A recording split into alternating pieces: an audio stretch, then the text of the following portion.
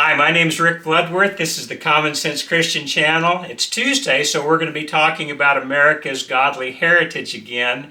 And the specific person we want to look at today is John Quincy Adams. Now, John Quincy Adams was the first president who was not part of the Revolutionary War, but he was certainly part of the cause during that time, as will become more and more evident. But John Quincy Adams was the son of John Adams. John Adams was our second president. He was the husband of Abigail Adams. And Abigail was quite a remarkable woman. As a matter of fact, if we had not had Abigail Adams, I don't know that John Adams would have ever become the type of man that he did. And I'm not sure we would even have a nation that would resemble what we have today. So Abigail Adams was very important to the revolutionary cause, and especially in the area of godliness, the focus upon Christian principles.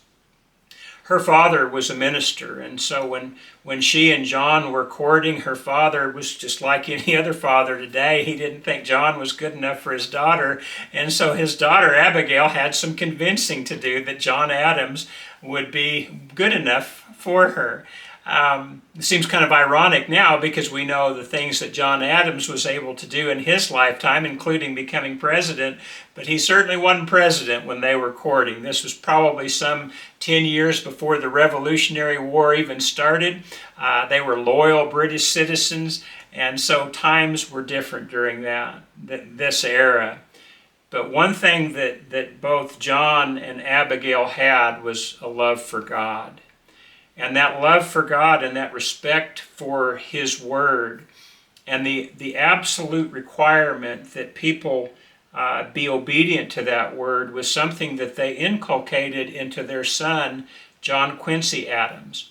Well, John Quincy Adams was an incredibly intelligent young man. When he was just 10 years old, after the beginning of the Revolutionary War, he actually sailed to Europe with his father as his father was going down as a ambassador to France to go and negotiate with France to try and get their help in the war against England.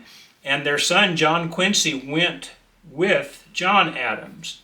And the reason he did that was not for a joyride, but because John Quincy, at the age of 10, already spoke French pretty fluently.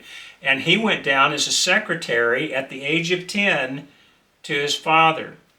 There was a letter from Abigail during that time, and she told John Quincy, her son, how important it was for him to remain faithful to God.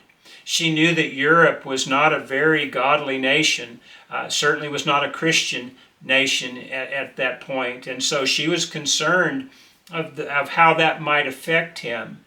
And so she reminded him of his duty to remain faithful to God. In part of her letter, she said that she would rather him drown in the ocean on the way over than to go over there and become unfaithful. And this was certainly not the words of a harsh woman. She loved her son. She was just trying to stress how important it was that he remain the godly man that he was being raised to be and not be influenced by other people. And so anyway, John Quincy had this opportunity to go over and serve his father as secretary during those negotiations. When he was still a teenager, he went over to Russia in a similar capacity, though this time not with his father, but he actually did negotiations with Russia because he was able to speak Russian, at least good enough to be able to communicate with them. He had made such an impression upon others within our government once we were founded that the fourth president of the United States, President Monroe, nominated him and used him as his Secretary of State. It was John Quincy Adams who helped negotiate the purchase of Florida. It was John Quincy Adams who was the one that really was responsible for the Monroe Doctrine that we study about in school today. And even though it's called by the name of the president at that time, it was certainly John Quincy's efforts and really his brainchild that led to the Monroe Doctrine. Another story for another day, I suppose. But now we want to talk about John Quincy as far as his great focus in life, and that was upon getting rid of slavery. Did you know that about John Quincy Adams? Had you ever even heard that about him? One of the things that I believe is so important for us to do is to go back to our history, and it's so important to find as many documents as we can that are as close to the time that the events occurred so that we can read what was actually going on. We know that John Quincy Adams was the 6th president of the United States, but we don't know a whole lot more about him than that. But this push for doing away with slavery was so critical to him that after he left the White House, he didn't win the second term as president. Well, he ran for Congress and served as a congressman until the very end of his life. And his primary focus as congressman was trying to get rid of slavery in America. His father also was an abolitionist, and so I think it's very safe to assume that Abigail was as well. So he had that ingrained within him. But it was more his understanding of what God expected. It was more his understanding that this was something that was displeasing to God, a sin against humanity, as well as a sin against God that made him to want to do away with this evil practice. And so he would get up in the House of Representatives and he would talk about getting rid of slavery. Well, at that time, when he was in the House of Representatives, the word slavery was banned from use within the House of Representatives. So divisive was the term considered to be that they just banned its use. You think that we're the first time in America where we actually banned the use of words out of political correctness. Well, it's been going on for a long time. But John Quincy Adams didn't care about that. He was much more concerned about doing the right thing. Well, the House of Representatives had enough, and so they brought him on trial before the House in an attempt to kick him out of the House of Representatives. They were going to censure him and kick him out. And so he used that as an opportunity to give speech after speech on the abolitionist cause. And while it may not have won a lot of converts over to that cause, one thing it did do is it got rid of this silly rule that you could not use the word slavery. And so the gag rule against slavery was omitted. And now the House of Representatives could talk about this issue once again.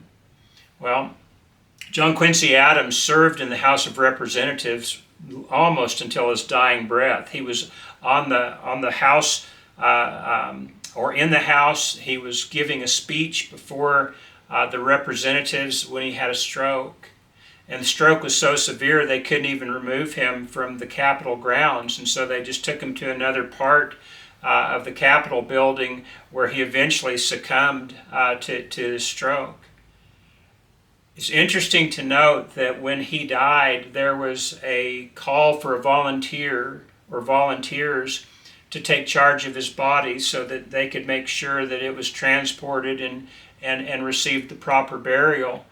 And the volunteer that raised his hand for that was a young congressman from Illinois by the name of Abraham Lincoln. Well, why talk about all that? I think there's a couple of reasons. First and foremost, we know that our founders were not perfect. We know even those that considered themselves good Christians took part in certain things that we would just find abhorrent today. But we don't often talk about the efforts that these men, so many of these men and women, their wives, made down through the years to take righteous stands. Mentioned the other day that one of the things that was so important to a large number of the men gathered at the Constitutional Convention was to do away with slavery. But the opposition was so great from the southern states that they decided they would make a compromise. And so the compromise was this. They had 20 years before they had to stop completely the importation of human beings. And that happened, by the way, during Thomas Jefferson's term in 1808, and that law came into effect. And this was because of so many of our righteous founding fathers taking this stand. Now, there's a lot of people today that think they should have gone further, and maybe they should. It's hard to know without having actually been in that situation ourselves. But can you imagine, had right on the heels of the Revolutionary War, we had a Civil War? You think about the terrible cost of the Civil War to America, and was it worth it? Well, of course it was. But had they fought it then, they would have been so weakened at that point that they would have been easy prey for Great Britain to come back in and reclaim the colony that they had lost in the Revolutionary War. And we know they would have done that, by the way, because the War of 1812 was that very thing, Britain coming over to try and reclaim their lost colony. So even though they were not always as successful or as quick to act as perhaps we would have hoped them to be, or that we would have fancied ourselves to be had we been in that situation, we do see them taking a righteous cause because they believed it was the right thing before God to do. It was the right thing to do for their fellow men. Well, we have causes today that are very similar, I believe, when you look at some of the sin that's going on in America right now that we're permitting. I think about the sin of abortion and the terrible human toll that has taken. Over 50 million lives have been taken since abortion was legalized in 1973. I don't know what to do about this, do you?